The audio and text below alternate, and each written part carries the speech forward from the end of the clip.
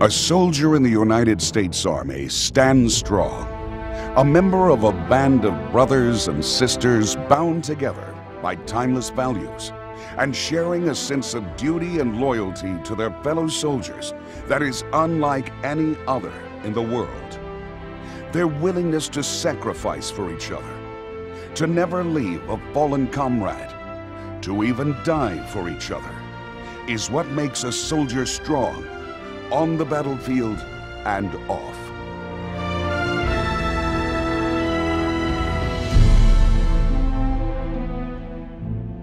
Unfortunately, within our Army, this is not always the case. When a sexual assault occurs, it is a direct violation of not just our Army Corps values and warrior ethos.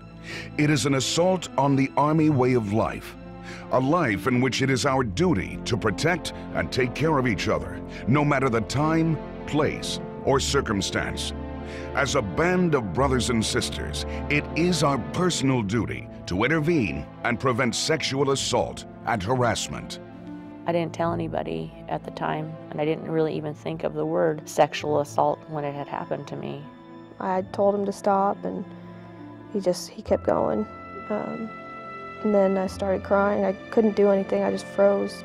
Not only did I feel fear, but I felt just so weak because I felt he was trying to control me. I don't think I'll be able to trust a guy again. And there's always going to be that corner of my mind that says it's going to happen again. I think it affects every single one of us and we just don't know it. This isn't just something that happens to females, this happens to males as well. Sexual assault is a crime. It is blue on blue. It betrays the victims. It betrays the band of brothers and sisters. And it breaks the bond of trust essential to our mission and to our team. My coworker had said, hey, I got this friend that I live with, and he's looking for somebody to date, and he misled me. After I found out he's married, has 2 children, all sorts of things started coming out of the cracks. I feel stupid for having not asked. I was very upset at my coworker for not telling me these things. I still see him out in public and I just get this cold wave of hate. It's overwhelming. A sexual assault wounds the victim, physically, mentally, and emotionally. These wounds have a lasting and profound impact on the soldier, both personally and professionally. It's embarrassing, it's humiliating, and it's uncomfortable, and it's drama that I didn't want to deal with. I thought I was a stronger person and I could just drive on. It's a real thing. It really does happen. I didn't realize how big of a problem it is until it happened to me. I really felt it impacted my job performance because I was depressed and I had anxiety. I didn't feel like I was being a good leader because I was really, really emotional. It's still hard as far as my job goes. I try not to let it affect it, and maybe I'm not being honest with myself, but you are on your own. And I re-enlisted, but I don't think I'm going to do it again.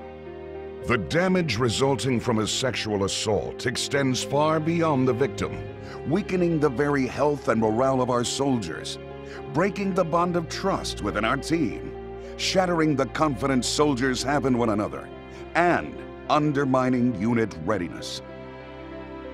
Sexual assault can be prevented. As soldiers, our core values demand that we act. There are no passive bystanders. We must protect our team members. It is the duty of every team member to intervene and protect their fellow soldiers. When you see or sense the risk of a sexual assault, it must be seen as your duty to act to protect a fellow soldier. As soldiers, we must intervene. We must act.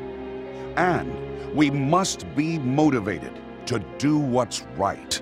The person who is the victim usually looks like the person who had done something wrong, and I'd seen it over and over in the past, so I did not want to tell anybody that this had happened to me. I know some other girls that have been assaulted and they didn't want to come forward because their command isn't supportive of women. You're afraid it's going to go in your record, that someone's going to see it. It's going to ruin your career, and if you get out of the service, it's going to keep you from getting a job.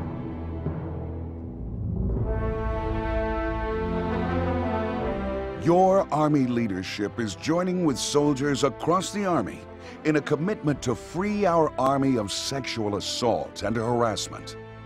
We are creating a climate of strong bonds of trust. We are creating a climate of confidence within our team.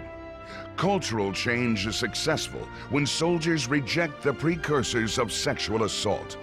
Precursors to sexual assault are sexual innuendos, sexual harassment, and egregious indecent assaults. Proof of cultural change would be when sexual assault is eliminated in the Army. We are creating a climate where every act, word, and deed tells another soldier, "I've got your back." We are providing victims the help and support they need. And we are arming every soldier with the training and techniques to successfully intervene and prevent sexual assault. We are creating a culture where soldiers live the warrior ethos, where soldiers never leave a fallen comrade, where soldiers understand, if not now, when? If not me, who? We all must act to prevent sexual assault. Our training, our values, our core values are what drive us and keep us motivated and make us who we are, soldiers. So if there's something that you think is important to change, drive on as a soldier and change that. I hate that it happened to me. I try to be as selfless as possible.